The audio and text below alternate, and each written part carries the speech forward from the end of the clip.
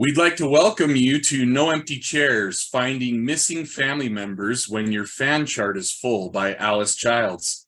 We have a couple of reminders. The first is to use the chat feature on the session page for your questions. It's being monitored by our moderators, who will pass them to the speaker during Q&A. Second, please remember this session is being recorded. Without further delay, we hope you will all enjoy the session. Alice, we'll turn the time over to you. Thank you so much. Welcome and good morning. It's the last day of RootsTech, and I'm so sad. It's been so fun to be able to be here at the Salt Palace and to be interacting with all of you at home. I'm excited that you've joined me for my presentation, No Empty Chairs, Finding Missing Family Members When Your Fan Chart is Full. First, I just wanted to introduce myself. My name is Alice Childs. I'm an accredited genealogist professional. I specialize in research in the U.S. Mid-Atlantic states.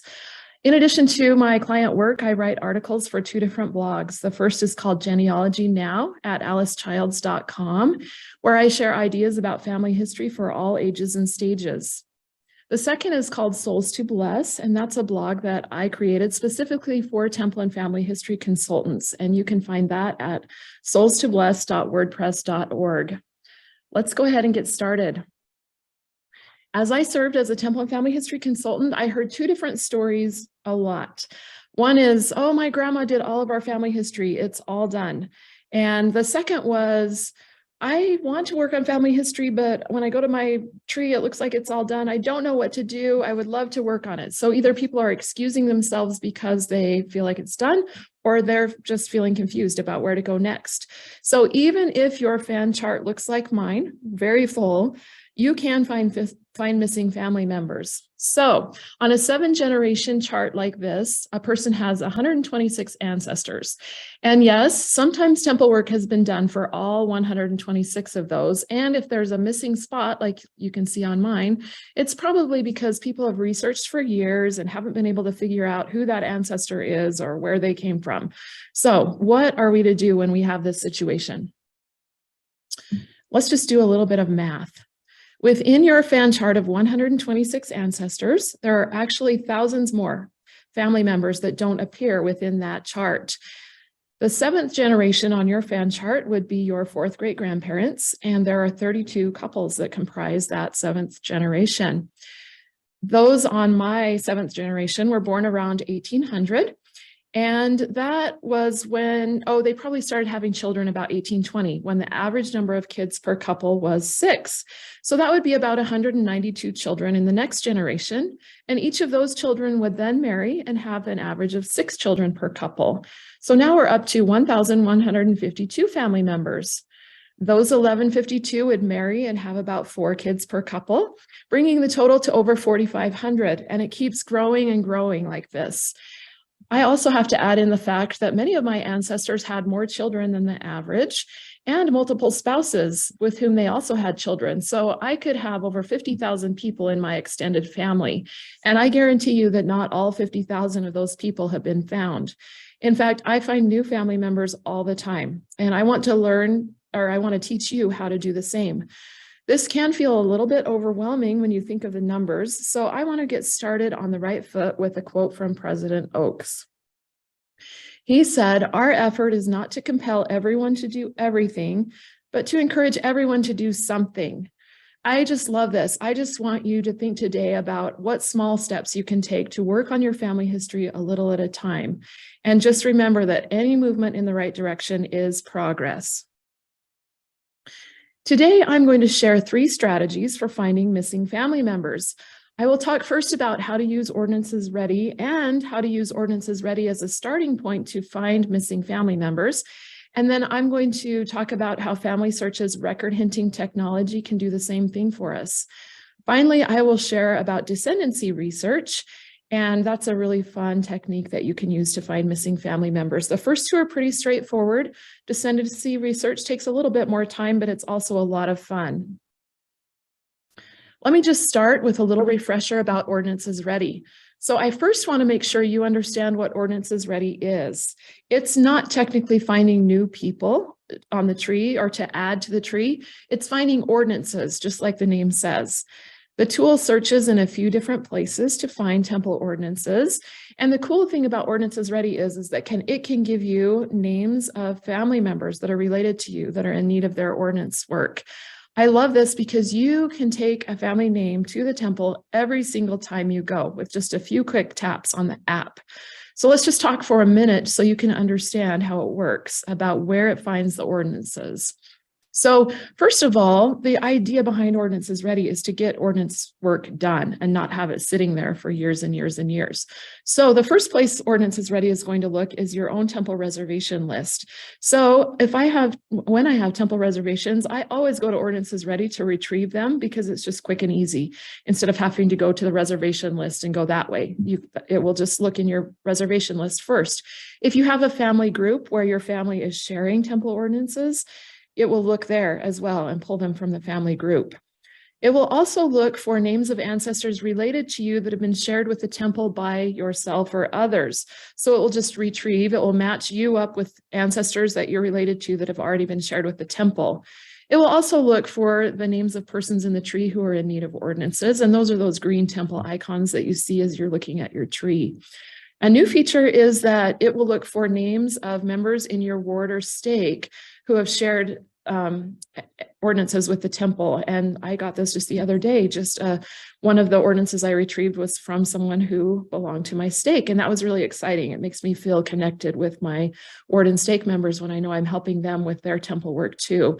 And finally, if it doesn't find anything in those places, it might retrieve any name that's been shared with the temple, and they may not be related to you. I love the statement that Elder Bednar just gave in this year's 2023 Temple and Family Leadership Instruction. He said, Ordinances Ready absolutely destroys the myth that all of the work in my family has been done. And I could not agree more. I love this. So I just want to do a quick refresher in case you're not familiar with Ordinances Ready. And this is how it works. When you open the app, I'm demonstrating the Apple iPhone on the left, or if you have an Android, what you see on the right is what you will see. So you'll just click the temple icon at the bottom of the screen on your Apple phone. And if you have an Android, you will click the hamburger menu and then click temple. Next, you are going to just tap the Ordinances Ready button. And then this is the new feature. You can choose if you want to select an ordinance for a male or a female, and then tap whichever type of ordinance you want to go to the temple to perform. After just a few seconds, you'll get this green screen that will tell you that they found people needing ordinances. So in this case, I was searching for initiatory, and I received 4 from the temple and 1 from your ward or stake, like I talked about. You can say view people, and it will bring up a list of the people that it's retrieved ordinances for. And I really like to always tap the view relationship button by each name, because that will show you how you're related to the person. So when I tapped on Isabella Birchall, it showed me that I was related to her. She's my first cousin 4 times removed through my dad's line.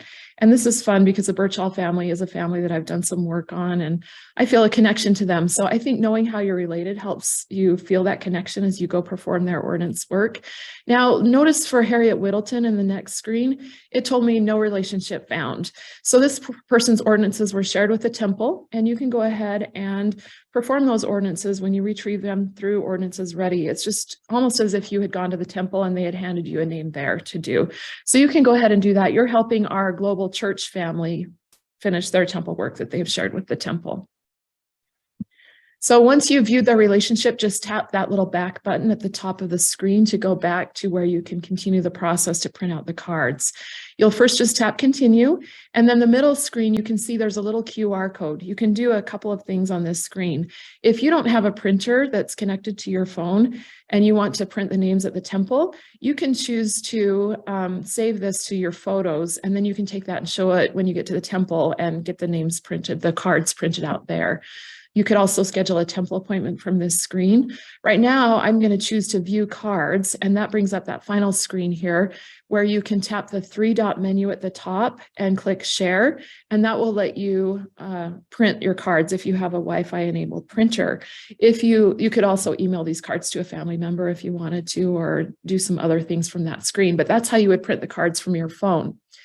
I mentioned that you could do this from both your phone and the computer. So here's where you find it on the computer. When you log into Family Search, there's an Ordinances Ready box right on the home screen, and you'll just tap Find a Person or click Find a Person and go through the same process. As Elder Bednar stated, the temple work for all of your family members has not been done, and Ordinances Ready is proof. You will find family members who are in need of ordinances to take to the temple when you use it. And I just want to make sure you understand one thing. I think there's some misconceptions about Ordinances Ready. I just want to emphasize that you do not have to perform any additional checks before you can perform these ordinances for your ancestors. This is here for everyone, so that everyone can take a family name to the temple whenever they go, and so that we can work together to complete ordinances that have already been shared with the temple. So feel free and happy to use Ordinances Ready every single time you go. That's why it was created, and that's why we're being encouraged by our church leaders to use it. So now that I've given my little soapbox, I just am going to say that my object today is to show you what you can do to look for missing family members that have not yet been added to the tree. And you can follow through on a couple of steps for the ancestors whose ordinances you retrieve with Ordinances Ready in order to find additional family members. So when you have found an ordinance for family member, you can go to your temple list and click on that person's name to go to their profile page. And you can use Ordinances Ready as a starting point to look for missing family members. So you can just look and see, does that person already have parents and siblings? Do they have a spouse and children on the tree? If their families seem to be incomplete, you can start trying to find additional family members for them. So I'm going to explain that process in just a minute, but I just wanted to talk about the other two ways that you can find that person that you want to start looking for additional family members for. The next way you can find missing family members is by completing tasks or analyzing record hints. You can do this either in the app or on the computer. And if you have an iPhone, you'll see at the top there, I have a little picture of the bottom menu. That's confusing. It's at the top, but on your phone, it's on the bottom, and you'll tap the tasks icon. And if you have an Android, it's that hamburger menu again, and choose Ancestors with Tasks. You will next see a list of ancestors with little blue icons by their names. These icons are record hint icons, and you can just tap one of those icons to bring up a list of records like you see on the right. And you can see here that Lorenzo Charles Daly has 4 records, and I can just tap one of those to go and see that record. And at this point, you need to put on your detective hat, because we need to determine whether this record that Family Search has found that they think belongs to Lorenzo actually belongs to him or not. You want to ask yourself questions like, do the names and dates and places on the record match what I already have on my tree for Lorenzo? And the way that you're going to do this is by tapping the compare button that you see in that left screen. And in the middle, you can see that now that you're comparing, you have what's on the record on the left-hand side of the screen and what's on your ancestors' Family Search profile on the right-hand side of the screen. So we just want to start comparing information. You can see that Lorenzo Charles Daly's name matches on both sides. His birth date matches on both sides, 1903 in Springville. And the far right here, you can see as I keep scrolling down the screen, there is an option to add any information from the record to my ancestors profile. You can just tap that little green arrow to bring it over. When I keep scrolling down the screen, I can start comparing the names of spouses and children. So we've got Verda Banks Daly, which matches our Verda Banks. Her birth date also matches. We have sons, William Charles, Richard Banks, and James Harrison. On the tree, we have just 2 sons, William Charles and Richard Banks, and their birth dates match. So here you can see that the record has given us the name of another son, James Harrison Daly, and we could add him to the tree. I'm going to talk about him a little bit more in just a minute, about his birth date and some things you might want to think about. But I want to show you here that you can go ahead and attach. The information on the record matches what we have for Lorenzo in the tree. So we're going to start attaching this record to everybody that's on the record. So you want to be sure and add a reason to attach the document. You could just say something like, the information in the record matches the names, dates, and places for the information on the tree, and then just click yes, attach. And on the right here, you can see that it's going to give you some feedback and say, good work, you're doing a great job. And it's checked Lorenzo Charles Daly, saying we've attached the record to him. Now Family Search is going to have you walk through the rest of the people on the record and attach the record to them. And you can do this by tapping the Review Others button. So now you'll just walk through that process with each person, and then you'll get to that last son who is not on the tree. And Family Search is now going to give you the option to add a new person or find a match. So you'll just tap that. And in the middle, you can see that it is giving some options. Does do any of this match James Harrison Daly? And I can look at those and see that their names and birth dates do not match. So I'll just tap no match, and then the next screen will let me continue, and it will let me add him to the tree.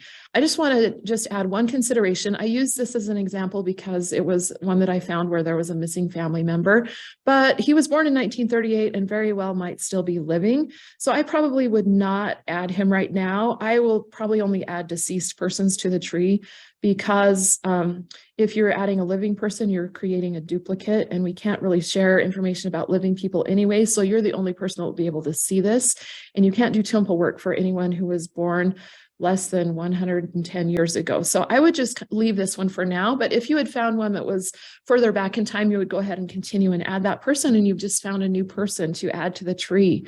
I know someone who attaches records when they can't sleep at night, and they have found a lot of family members this way. So that's one fantastic way that you can add missing family members to your tree in just a few minutes of time a day. You know, maybe you can make a goal to attach one record a day or something. I like to work in a little bit different way when I'm doing this. I like to add a little bit more of the spirit when I do this work.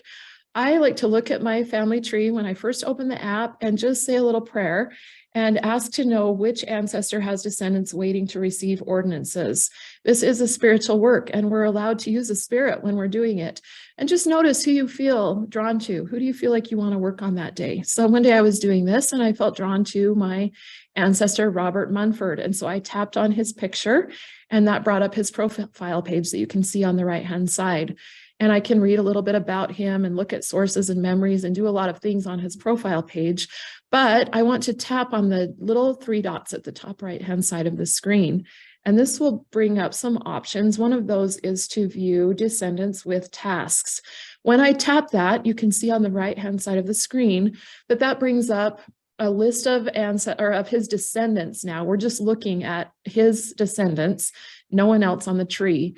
And if you want, you can view more than 3 generations. 3 generations is the default, but if you tap that little down arrow, you can view up to 5 generations and start attaching records. And on the day that I was working on my ancestor, Robert, I did find extra family members in his family who had not yet been added to the tree. And I was then able to go through and request temple work for them. So this is a process that really does work to find family members who are missing in your tree. You can also do this on the computer. Just go to the homepage on Family Search, and you can see the little recommended tasks box, and you can see the little blue icons. You'll just tap on one of those to view the records and just go through the same process on the computer as you do on your phone. You can take this one step further. Maybe you've already found missing family members, but if you don't find missing family members, maybe you just get curious about that person you just attached a record to, like you did with Ordinances Ready. You can go to that person and just ensure that they have parents and siblings and spouses and children added to the tree. Just looking at their profiles can help you notice holes in the tree. And I'm going to teach you how to find those people if you find that they're missing. But again, we have 3 ways. So I want to show you the third way to find that person that you want to start researching. And then we'll go about learning what to do to find their missing family. This third way is called descendancy research. And this is where you look at your family tree in a little different way. Instead of looking at your family tree with yourself as a starting point and going back in time, you're going to choose an ancestor, and then you're going to work forward in time to look at their descendants. Yes, we are going to be looking for those 50,000 people I talked about at the beginning, but not all at once. We're just going to take it one person at a time. And to get started, you're going to log into Family Search and then click Family Tree and then Tree. This is the default tree view, and it's called the landscape view. It's a fun view. You can start with yourself and start clicking the arrows to go farther and farther back in time. I've done activities with deacons quorums before, and their favorite thing to do is to see how far back they can go and to see if they can find out if they're related to anyone really far back that was a king or a queen or something. And they have a lot of fun doing this, but it's not the most efficient way for us to look for our missing ancestors. So we are going to switch to a different view. First, you want to click on landscape, and then you're going to choose fan chart. And here you can see the fan chart that I showed at the beginning of the presentation. My name's in the middle, and this is the family lines view. It highlights your different family lines in different colors. And when you begin doing this, you might want to choose an ancestry who was born in a country where they speak the same language that you speak, so that you'll be able to understand the records and know a little bit more what you're doing. So to be able to view where each of your ancestors was born, let's just view this fan chart in a different way. Up at the top right, when you're viewing the fan chart, you will see a tool icon. And the first thing I like to do is make sure I'm viewing 7 generations. You can click the little number 7 there if it's not already checked. And then you can switch to view by birthplace. That will bring up a really colorful chart. It color codes the birthplaces of your ancestors. And you can see that I have ancestors who were born in the United Kingdom, Denmark, the United States, Sweden, England, Ireland, and Germany. So because I want to work in a language that I know, I'm going to choose an ancestor from England for my example here. Out on the 7th generation of my ancestors, you can see my ancestor, John Birchall. And when I hover over his name, a little white fan appears. You want to click that fan, and when you click that fan, that's going to move him to the middle of the chart. So now you can see John in the middle of the chart, and you can see his parents and one set of his grandparents. You can also see his wife and some of his children right below him. But we want to be able to see not just some of his children, we want to see all of his descendants. So you're going to go back up to the top right of your screen and click on fan chart, because that's the view you're on currently. This little drop down will open up, and then you can click descendancy. So now we're looking at the descendancy view. And on the left here, you can see John and his wife, Mary, and a list of all of their children. And we want to be able to view more of his descendants. So when you click that little tool icon right up at the top, it brings up this box that you're seeing. And you can choose 4 generations right there. And so that will open up more of his generations, so you can see some of those descendants. I just want to talk for just a minute about some of these checkboxes that we have on this screen on the top right here. So this is a little box that will allow you to choose what you see on the descendancy view. And I like to keep all of these boxes checked because they help with the research process and help give you clues about researching. The first thing that you want to show is temple ordinances. If you see a green icon, that means the temple ordinances are available for your ancestor. If you see an orange temple icon, that means that you need more information before you can complete their work. So maybe if you see an orange icon by someone, that means they don't have a spouse yet, and so you can't do a sealing for them. So that might be somewhere you might want to research.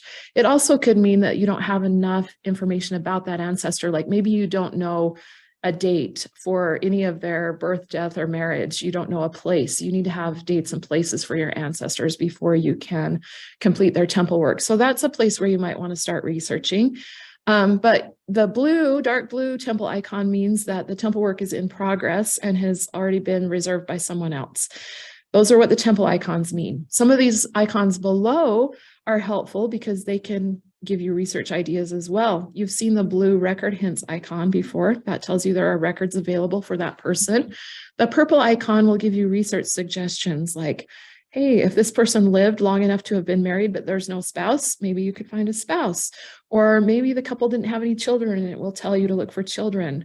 Or maybe the person died, they got married, but their spouse died actually when they were young. And so it's saying maybe that person might have married again. So it's giving you ideas for what you might want to look for your ancestors. The red exclamation point means that there are data problems on the tree. So maybe there are duplicates for that person, or maybe their child was born before them, which is impossible. So Family Search flags those so that you can look at that and fix those problems.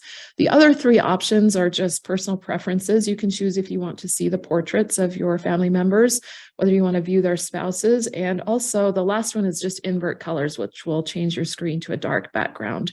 So like I said, that's a personal preference. You can choose to click or not click. The way you are going to figure out where family members might be missing is by looking at the arrows and lines beside each person's name on this descendant list. If there is a downward facing arrow by someone's name, that means you are already viewing their children and their spouse. If you see a right facing arrow, like you see right down here, that means there's another generation for you to view, and you can click that arrow and open up to see their children and spouses. If you see a straight line like this one, that means that there are no spouses and children on the tree for that person. And you want to start looking for those straight lines for people. But I want to point out something that you have to watch out for when you're doing this. You can see for John Frederick Hampson that he was born in 1862 and died the same year. So he died as an infant and he would not have married or had children. So don't waste your time looking for his wife and children because he would have never had one. When you find someone with a straight line and you see a blue record hint paired with a green temple icon, that's a great place to look because the person has temple work that needs to be done. They potentially have records for them that you can use to verify their information and maybe find new family members. So it means there are records available. And right here with John William Bamford, we're not sure when he died, so we can research and find that out. So this is a great place to start when you see that straight line and the record hint and a temple icon. So when I click on the record hint for John William Bamford, I discovered a marriage record that named a potential wife. And you can see that right here. This is exciting, but we need to proceed with caution. At this point, I don't know anything about John. So I'm going to show you how you can learn a little bit more about him and determine whether this was really his wife. You don't want to just haphazardly start attaching these records that you find as record hints. The computer is really good at giving you ideas, and a lot of times they're correct, but there are times when they are not. So let's see how we can determine whether this belongs to him. As we go through this process, there's just a little checklist that we're going to be working from. We first want to learn a little bit more about John, including who his existing family members are. We want to know who might be missing. We already know he doesn't have a wife or children on the tree. We want to make sure we seek as complete and accurate birth and death dates as possible. And all of this information is going to help us as we look at sources for him and find new sources. We want to make sure that there are sources attached to John on the tree to verify the information that we have and to back up any new information that we find. Once we find those missing ancestors and dates for them, we also want to make sure to perform just a few extra checks before we reserve their temple ordinances. Family search requires a standardized date in place, and they require that there are no data problems or duplicates. And so we're going to talk about how to do that as we go through this process. But first, like I said, we need to learn just a little bit more about John so that we can just determine if new records that we find actually belong to his family. And just remember, you can do this for that family that you started off with, you know, your jumping off point from ordinances ready or record hints. Anytime you have an ancestor that you want to research a little bit more, you're going to start this process. So I first clicked on John's name from his profile or from the descendancy view to go to his profile page. And then on the profile page, I just want to make note of a few things. There's that vitals box there. I want to just note when he was born and where he was born.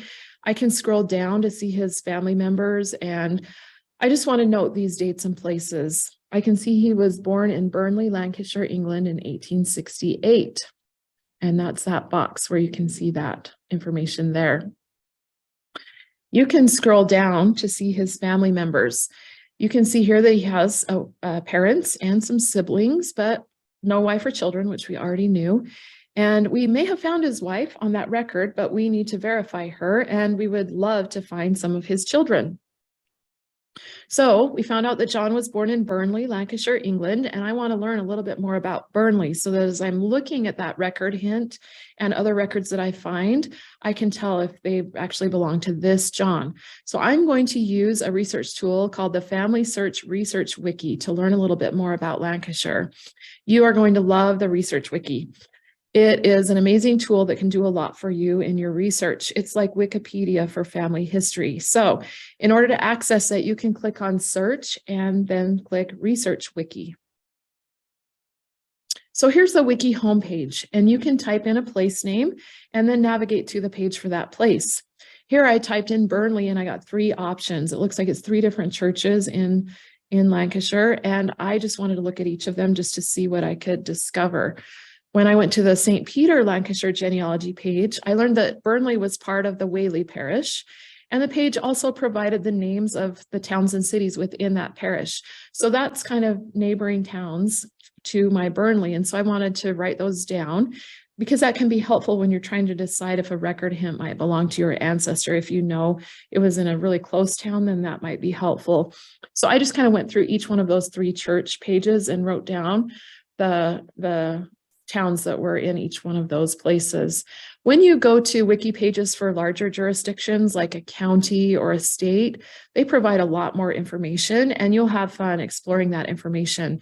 I like to take note of things like neighboring counties, boundary changes. It'll tell you the dates that civil records like birth, marriage, and death records started to begin being created for a particular place. There are just a lot of fun things that those pages will show. There's not that much information on these pages. I could go back to the Lancashire County page if I wanted to, but right now I think that knowing the towns within this Whaley parish will be helpful to me. So I'm just going to keep going.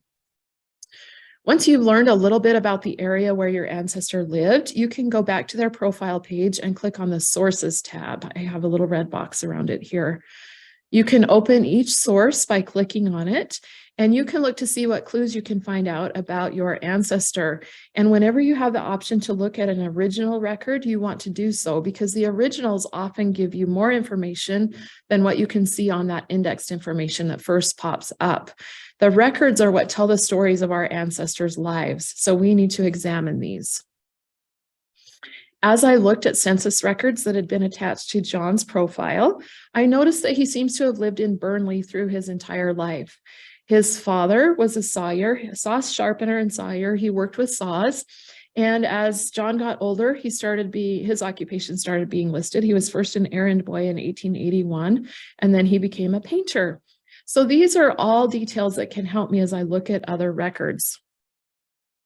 I want to point out that sometimes you can find missing family members hiding in those sources that have been attached. I made a fantastic discovery on the 1911 census. John's wife and his 4 children were listed with him in his Burnley household in that year. So maybe someone had attached that census to John, but forgot to add the additional family members to his family. When I opened that record, I could see that the place of Burnley and John's occupation of house painter matched the other records for John.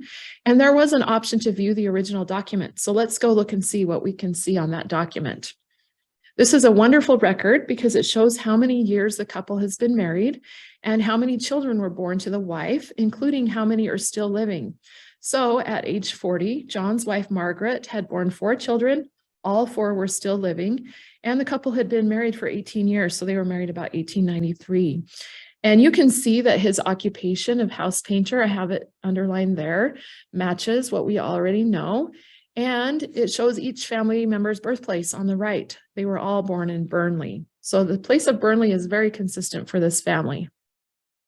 When I went back to the list of sources for John, I can see that Family Search is telling me that, just like I suspected, the source has not been attached to all people on the record. So someone just attached it to John and did not do anything with the other people. So I can click Unfinished Attachments and take care of that. When I click Unfinished Attachments, it takes me to what is known as the source linker. And this is a side-by-side comparison of the record on the left with the information from Family Tree on the right. You can see that the record is already attached to John, and Source Linker is giving you the opportunity to add all the other family members to the family tree. So you just want to click the Add button next to his wife, Margaret, first.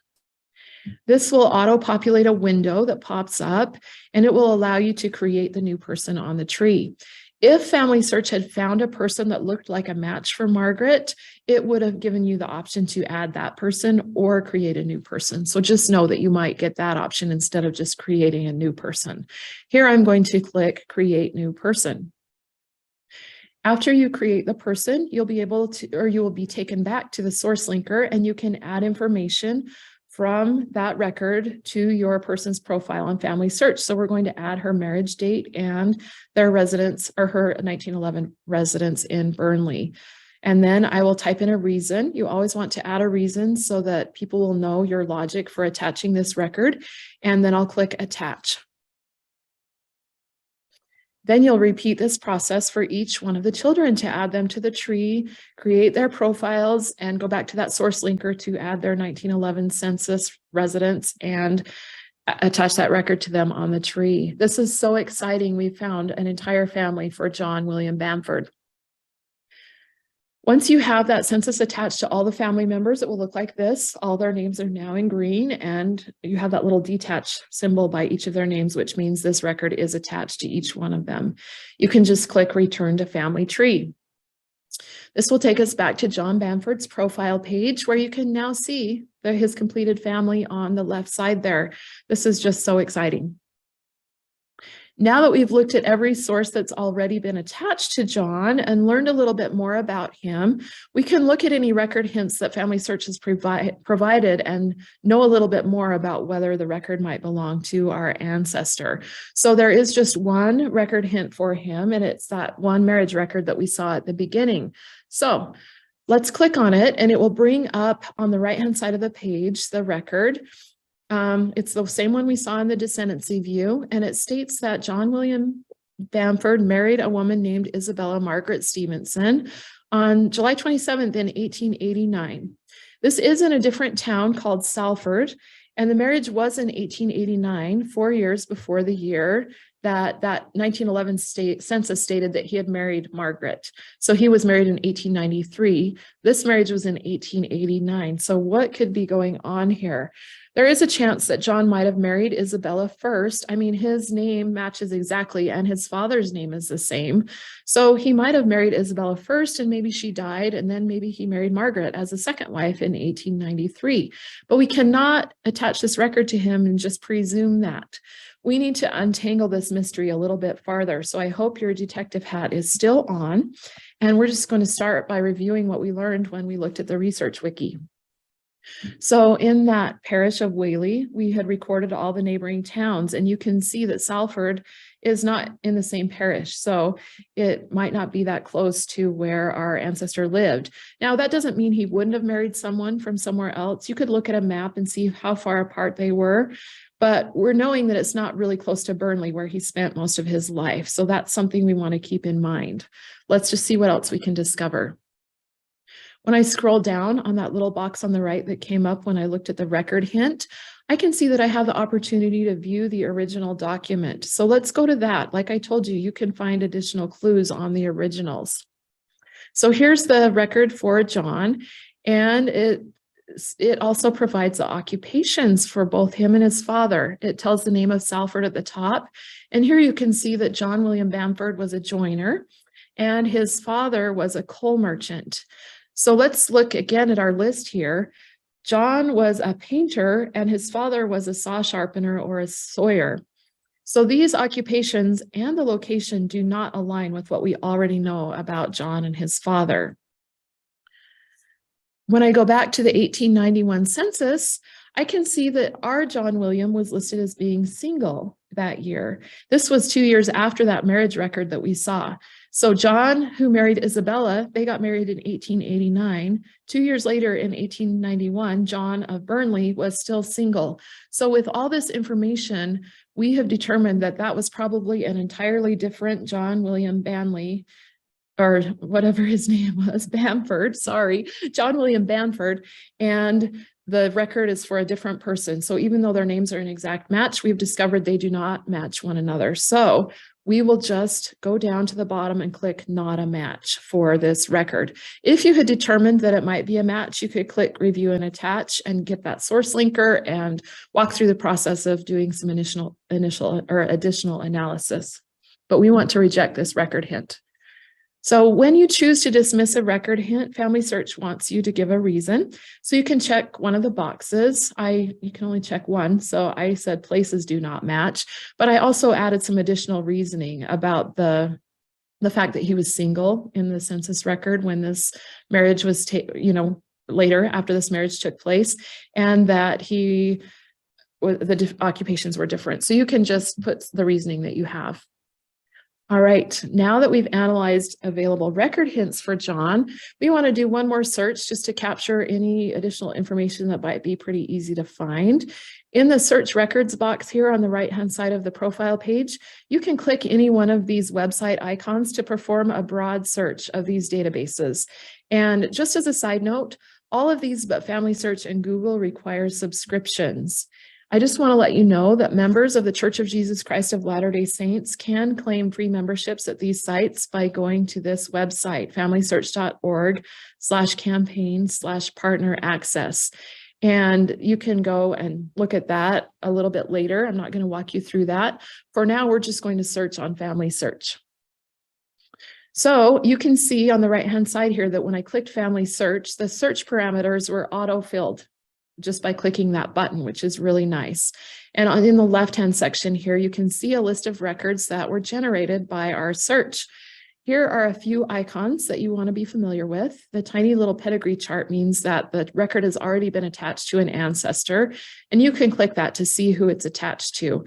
When you see the camera icon, it means there's an image available for the record, and the paper icon means there's an indexed version of the record available to view, and you can click either of those to bring those up. At the top here, you can see these columns for events and relationships, and we want to continue comparing and correlating information on the records with what we already have from the tree. So you will want to pay attention to the information in those columns. Another thing to look at is where each of the records was created. This will help us decide whether the record belongs to our ancestor. So we know that Burnley was our John William Bamford's location of residence throughout his lifetime. And you can see that the bottom two records are the only ones that were occurring in Burnley. The first one looks like it is a marriage record. So maybe it could be our marriage record for John and our Margaret. The second one is a find a grave record for John, and we could get his death date potentially from that. So let's go first to the marriage record. And when I click on that, it will bring up the record information on the right-hand side. So this was a marriage record in 1893. That is the same year that the census record stated that the couple was married. And John married either Edith Annie Hayes, Margaret Talbot, or James Wilkinson. Why is it giving us three options? This is a marriage index from England, and these indexes, for some reason, only list the people. It lists the person and the date they were married and the place they were married. It was just the quarter they were married, actually, in a year. And it doesn't tell who their spouse was. And so the computer goes through and finds all the people that were married on that same date in the same location and gives them to you as options. So it helps you, and then you just do a little detective work to determine which is the right one. But we already know that John married a woman named Margaret. So we can assume that this is their marriage record and that Edith Annie Hayes married James Wilkinson. So we can go ahead and attach this to Family Tree because the birth year, the place, and the name of the wife all match. So when we click Attach to Family Tree, that will bring up the source linker. And this record's not allowing me to add any additional information. So I'm just going to add my reason and then click Attach. Now, the next thing we want to make sure that we do is go back and add any new information that was on that record. Remember, we don't want to leave people hanging or information lost in those records. So the record did provide a maiden name for Margaret, so we want to be sure and add that to her profile. We can just click on her name to go to her profile page. And then there's a little pencil icon next to any of the information on this page, so I can click that to edit. And I'll just go in and change her last name to Talbot and then click Save. The fun thing about this process is that as we add records to and more information to individuals, Family Search will keep searching for records. And so you might keep getting record hints here. We're not going to keep going through these, but it'll be fun for you to go through and review and attach these records for your ancestor. Going back to the list of possible records, remember we did have a find a grave record, which could provide his death date. And in the interest of time, we're not going to walk through that process, but you would go through and see if it belongs to our John. And if so, we can add his death date to his profile. You just want to keep seeking, evaluating, and attaching records for your family members to create as complete and accurate a picture of their lives as possible. There's no magic number of sources that you need to attach. If there are a couple of sources that directly state the relationships, the dates, and the places, and all of the information, their occupations and everything matches, then a couple of sources might be enough. But it is always a good idea to gather information from more than one source in case that one source contains errors or misinformation. So you want to be able to kind of triangulate and correlate information from a few records. If your ancestor did not have any record hints and you did not discover anything with that broad search of the family search database, now is the time that you would go and try to find specific record collections that might hold the answers that you seek. And you can use the research wiki to help you learn where else to look. So here I just typed in England in the research wiki, and it brings up a page for England. And there's a really great tool that's included on the genealogy pages for these larger jurisdictions like countries and states. You can see here there's an England record finder on the England genealogy page. When I click that, it brings up a list of what types of records to look at depending on what your research question is. So for example, if we wanted to find a maiden name of someone, we could look first in civil registration records, next in church records. And if that turns up empty, we could next move to obituaries, cemeteries, and newspapers. The cool thing about this is those blue words are links. And if you click on one, it will take you to a page that tells you where you can find those types of records for your ancestor. So this is a fantastic tool that will help you learn about where to go to find information that will help you find those missing family members in whatever locality you are researching in. This has been a really quick overview about how to find missing family members. If you want a more thorough lesson on the research process for beginners, you can watch my Research 101 presentation in the RootsTech on-demand library. I just gave that a couple of days ago, and it's there and available for you. I have also created a free e-course with a live walkthrough video for every step, and that's at alicechilds.com/courses. And you can just click on Research 101, walk through, there's assignments, and just a little way to keep you on track as you research your own ancestors. Before we finish, we just need to talk about temple ordinances for a minute. Now that we've discovered additional family members, we have some ordinance work that needs to be done. So we can see what ordinances are available by clicking the Ordinances tab at the top of John's profile page. And we can see a couple of things here. First, the green icon that you see with the clock, little clock symbol in the top right corner by his endowment and his sealing to parents. That means that those ordinances have been shared with the temple by another patron. And you are allowed to do those ordinances. We're trying to help everyone get their ordinance work done. So you can request those ordinances. Just know that if you request an ordinance that's already been shared with the temple, you need to complete that ordinance within 3 months because they don't want you to hang on to it and prevent someone else from doing it. So you can reserve those if you want to. You can see the sealing to spouse down here has the green box without that little clock icon. That means you are the first person that's going to request this ordinance, and you have longer. I think you have 2 years to do those if you request those, but I can request that, and then Family Search will walk me through the steps to print the card, and I can take that on my next temple trip. As you look through each one of the family members that we added to the tree today, you can find out which of them need temple ordinances. And unless they were already on the tree, all of them will need their temple ordinances, and you can request their work. Before reserving any of the temple work, just think about our checklist again.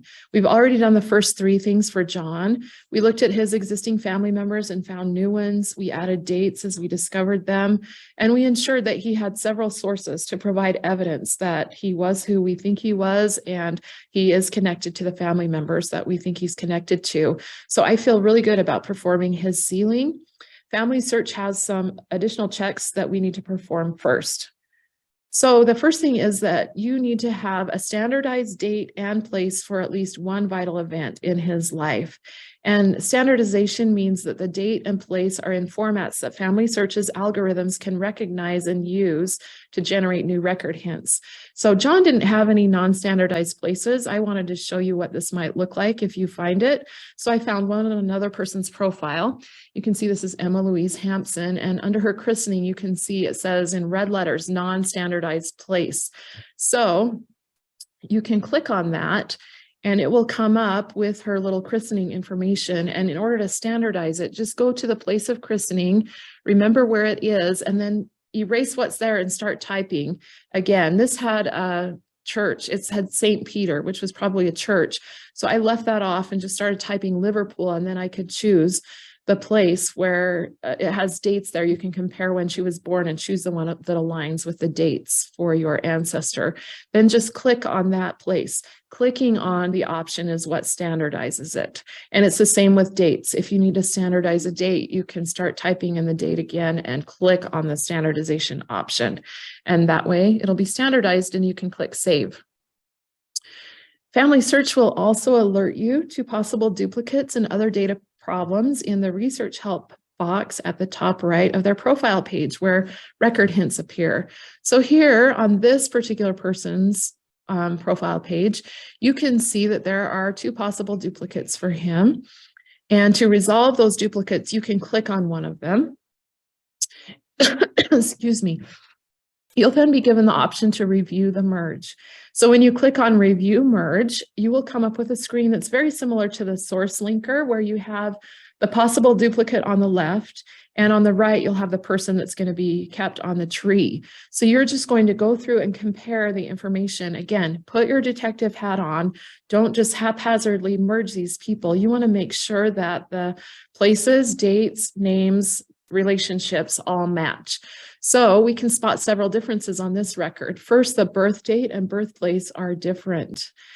And next, you can see that right here. The birth and death dates for the father are also different. So names are the same, but places and dates are different. So these do not look like a match. So I'm going to click not a match up at the top here. If you decided they were likely a match, you could choose yes, continue, and just keep walking through the steps. Family Search will let you add any information that's known about the person on the left to the person on the right and walk you through the process and have you attach, give a reason for merging the people. So since I chose not a match, it's asking me to provide a reason for rejecting the match. And I just said that the dates and birth and death dates of Henry and his father are different and the birthplaces are different. So you might have several duplicates for one ancestor, and the process is just the same. You just walk through each one of those, use your best detective skills to determine if they're the same or not, and decide whether you should merge them. After you resolve any duplicates that appear in the research helps box, you can scroll down to this little tools box and see that it shows 0 possible duplicates here too. Sometimes the Family Search algorithms don't catch all the duplicates, so I like to perform one other check. You can go to Family Tree, click the Family Tree button at the very top of the page and choose Find, and this will bring up a Find page. You choose Find by name and type in the information about someone. So I just typed in our Margaret Talbot that we just found on the tree and the place of Burnley and the year of 1871 and clicked search. And when I searched for Margaret, 2 Margaret Talbots came up. The bottom one looks like my Margaret. She's got the same husband and all the same people. And when I compared her PID number, it was the same person. But the top one looks like it could be a duplicate. It has the same birth year and the same place and the same name. So you can click on the possible duplicates PID number, and that will copy it automatically. And then I can go back to my Margaret's page and go to the tools box and say merge by ID. I can paste her ID number into this box and then say continue. So now the process is the same. Just compare information on the left with information on the right and determine whether they are the same person. And it looks like Margaret was born in Burnley and lived in Habergam Eaves in 1881. Going back to our list, I can see Habergam Eaves down here in the middle of this list. So she might have been born in neighboring Burnley, but lived close. I can just go back, and if I decide the two persons are the same, Family Search makes it really easy to add a reason. You can just click one of the options and merge and click Finish Merge. So now we are ready for the temple. We've completed all of our checks. So we can reserve their ordinances by going to the Ordinances tab and clicking Request. And a pop-up box appears that allows you to select which ordinances you want to request, and you can click the Request button. And once you've requested the ordinances, you can go ahead and print the ordinance cards and go to the temple. Just click Print right here. So let's finish where we began with the question, is my family history all done? I hope you've discovered the answer to this question during our time today. Even if your fan chart is full, there are many missing family members waiting for someone to find them and complete their temple work. We are so blessed to live in a time where we have the tools and the technology that make it pretty easy to find these missing persons. I know our ancestors are very grateful when we do this work. I just want to leave you with this quote from Elder Holland. We all have a role to play in this great work. Engaging in family history and temple work shows God that you care about him, his family, and his purposes. As you forge a bond with your Father in heaven, he will forge a bond with you. And I have found this to be true in my own life, and I know it will be true for you too. I just want to remind you to give feedback in the app. You can just scroll or go to my session and fill out the survey. Thank you so much for joining me today. I hope you've learned some strategies for finding missing family members, even when your fan chart is full. And I would also love to hear about your experiences. You can reach out to me through any of these channels, and just feel free to message me anytime. Thank you so much for joining me today. I hope you enjoy the rest of Family Discovery Day. Great. Thank you so much, Alice. So we do have a few questions, or at least a couple of comments and a couple of questions here. The first one, we had some people who were listening to your presentation, and they heard the part where you were talking about there may not be a need to check the names on ordinances ready. And they wanted you to elaborate maybe a bit on that, because they tend to see a lot of ordinances that are ready that might have gotten totally wrong. And there are some people wondering why you would suggest not to check ordinances ready. So just want to elaborate on that a little bit? Yes, I would love to. I'm going to get back on my soapbox. I think that I agree, there may be mistakes. These names have already been shared with the temple. They are going to get done at the temple somehow, some way. If you see errors and you want to correct them, you feel free. But what happens is we tend to scare people off, especially if we're more experienced genealogists. We scare people so much that they're scared to even touch that ordinances ready button, and they're not researchers. They're never going to do names for family. And this is a tool that Family Search has created, and our church leaders are encouraging us to use it. If you noticed in the leadership session, if you listen to that, they're encouraging the use of ordinances ready. We should feel free to freely use ordinances ready. Let our ward members and ourselves use this, enjoy taking family names to the temple. And as genealogists work on the tree and they find those errors, they can be corrected. Things are fixable, but I don't want to scare anyone from using it, because it's such a joyful thing to be able to complete this family work that's already reserved and going to be completed anyway. It's so fun to be able to complete work for our family members. Thank you so much for that answer. Next question. The person says, any hints where we see multiple people of the same name in the same area? My Hill relations from the Cheshire area seem to have named the children the same in the 1700s. And they all lived in one small village called Aldlem. Is there an easier way to break down clues to see which is the right line to follow? Yes, I mean, I don't know that it's easier, but there is a way. I think when you identify multiple people in the same area with multiple children of the same names, you can start just in whatever way you want. Maybe you want to do a spreadsheet or a table or something. You can start entering all those people onto a spreadsheet, is what I like to use, and you can start seeing a pattern. You know, maybe there were two daughters that were named a certain name in 2 different years, that were born in 2 different years. So you would guess maybe those were from different families. Look at all the dates, maybe marriage dates for the parents. When did they get married? Identify couples when they got married, when children were born, start trying to see things like occupations or who lived with who on which censuses. You just have to do kind of a really deep analysis at that point to see when events might have occurred, where people lived, what occupations match. You have to gather every clue that you can to try and separate those out into separate families. Okay, thank you so much. Any closing remarks for us today, Alice? No, I just want to thank you for joining me. I hope you found this helpful, and best of luck with your research. It is so fun to start finding those missing family members.